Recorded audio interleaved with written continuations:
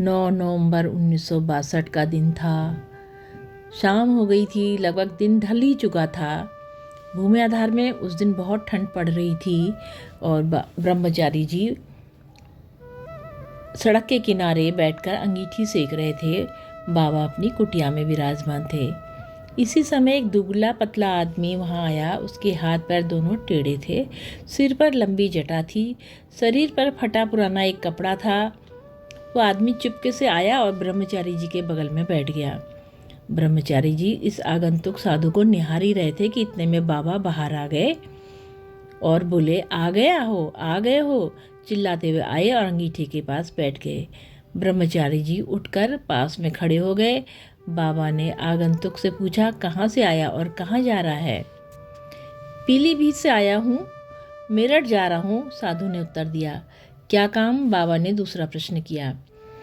लाल बहादुर शास्त्री को प्रधानमंत्री बनाना है, साधु ने कहा।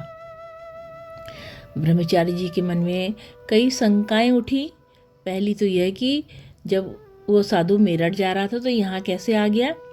दूसरी शंका ये उठी कि जवाहरलाल नेहरू के जीते जी लाल बहादुर शास्त्री प्रधानमंत्री कैसे बन सकते हैं।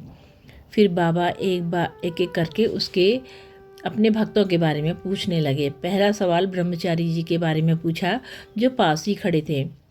ब्रह्मचारी साधुओं के गुरु हैं, साधु ने कहा। तुलाराम साहब रैमजे अस्पताल में बीमार हैं, उनका क्या होगा? अनेक सवालों के बाद बाबा ने यह सवाल किया। तुम तो सबको बचाते रहते हो, ये ठीक नहीं है। वह आज से 7वें दिन अवश्य चल बसेगा, साधु ने खिन्न मन से कहा। बाबा अपनी कुटिया में चले गए। साधु ने अपनी राह पकड़ी और देखते देखते वो अदृश्य हो गया। इस घटना के ठीक 7वें दिन 16 नवंबर 1962 को तुलाराम जी चल बसे। शास्त्री जी के बारे में कोई अवधि तो नहीं बताई गई थी, किंतु 1.5 वर्ष बाद वो भी प्रधानमंत्री बन गए।